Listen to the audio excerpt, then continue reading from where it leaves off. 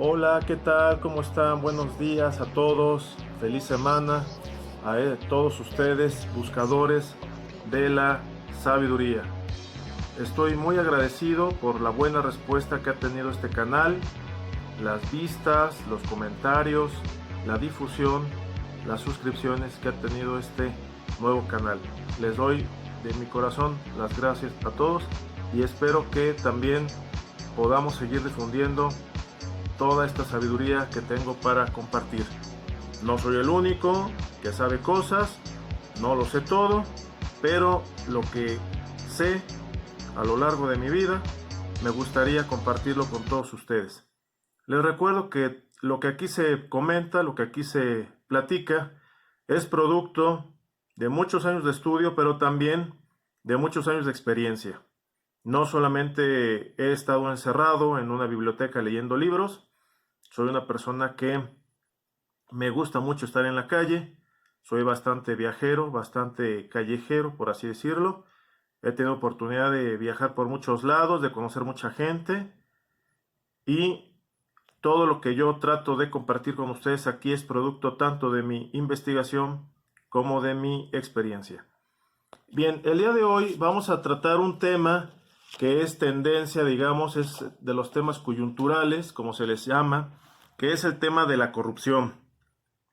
Para los que son de México, pues sabemos que ahorita en esta semana última hubo toda una serie de escándalos políticos en los medios masivos de comunicación por el arresto, bueno, detención, extradición a México y empezar a abrir la boca, a soltar la sopa, como se dice coloquialmente, del señor Emilio Lozoya.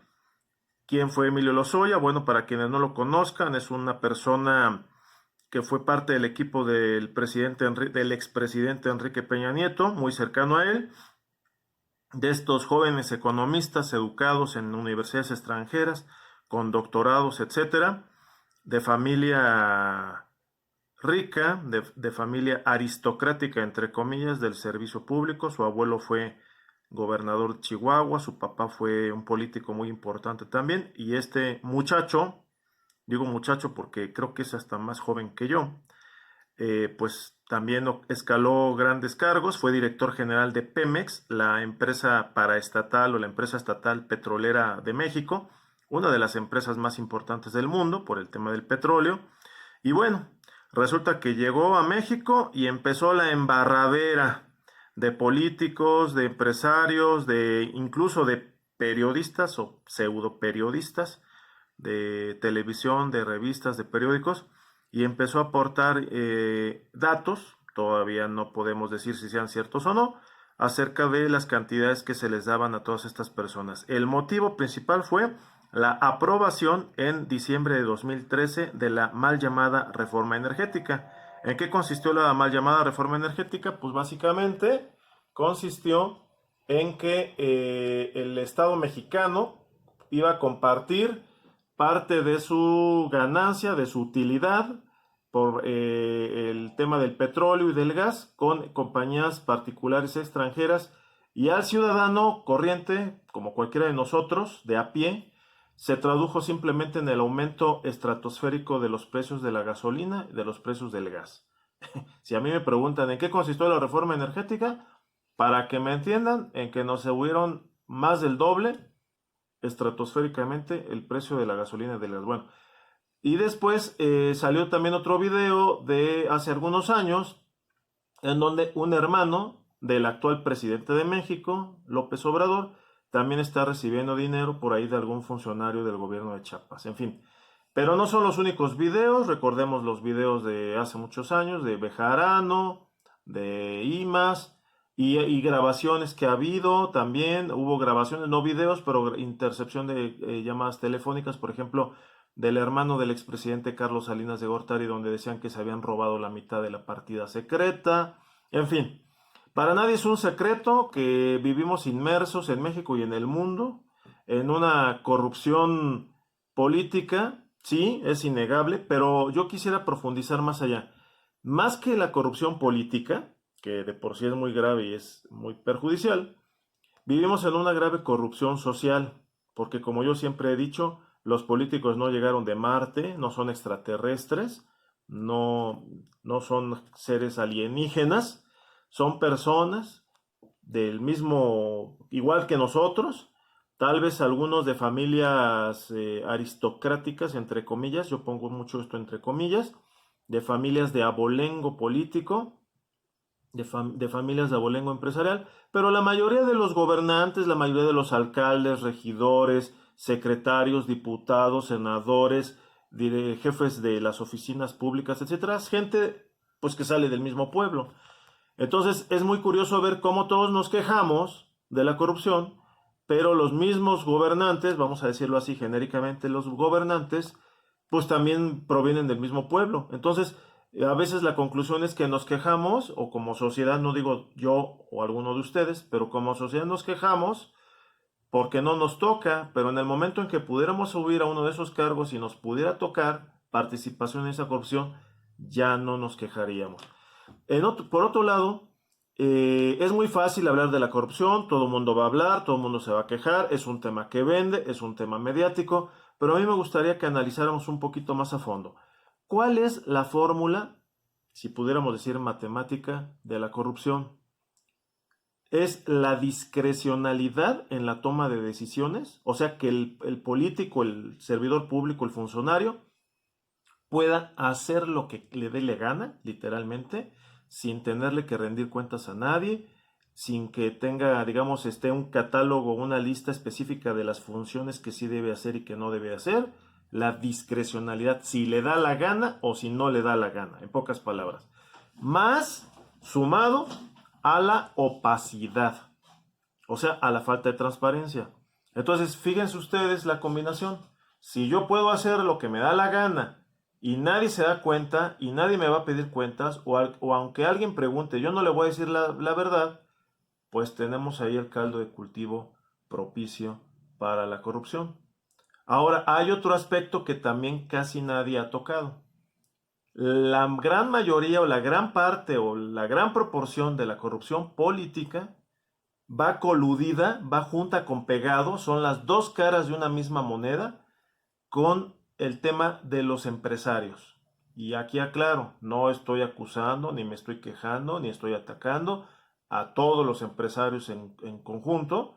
Sé que hay empresarios que hacen un gran esfuerzo, y más en estos tiempos de crisis económica. Sé que hay empresarios muy honorables, muy trabajadores, muy decentes. Mi papá durante muchos años fue un pequeño empresario y la sufrió, y él tenía que sacar dinero de sus tarjetas de crédito para poder pagar puntualmente el sueldo a sus trabajadores y los impuestos a Hacienda. Entonces, cuando digo los empresarios, hago una generalización, espero que me entiendan, pero sí hay una corrupción empresarial en este país. Es decir, si yo soy candidato a alcalde, vamos a decir, de un pueblo, de un municipio, y alguien se me acerca y me ofrece dinero para que yo gane las elecciones, es porque generalmente van a querer contratos, van a querer obras públicas, van a querer venderle al gobierno del municipio, van a querer un favor a cambio. Entonces, sí, todo el mundo hablamos del político corrupto, está muy bien, pero ¿dónde queda la corrupción del empresario? En este caso, la corrupción, por ejemplo, de Pemex, del asunto de Emilio Lozoya, tiene que ver con una empresa brasileña muy grande que se llama Obedreg. Las mineras que se establecen en México, por ejemplo. Hay un caso de corrupción muy grande en Nuevo León, en Monterrey, con la empresa de automóviles Kia, que el gobierno del anterior gobernador, Rodrigo Medina, prácticamente les regaló todo para que se establecieran. Obviamente se lo regaló, pero punto número uno, no regaló lo que era suyo, regaló lo que era del pueblo. Y número dos, seguramente no lo hizo por amor al arte. Recibió dinero, recibió regalos, recibió casas, coches, joyas, favores, no lo sabemos. Entonces, queridos amigos, buscadores de la sabiduría, para hablar de corrupción tenemos que hablar corrupción política, ligada con la corrupción empresarial, y todo esto tiene un origen en una corrupción social. ¿Cuál es el remedio? Más leyes, más castigos, penas más altas. Yo soy abogado de formación y siempre he sido un enorme crítico de esto que se le ha llamado el fetichismo legal, es decir, el querer arreglar todo con leyes.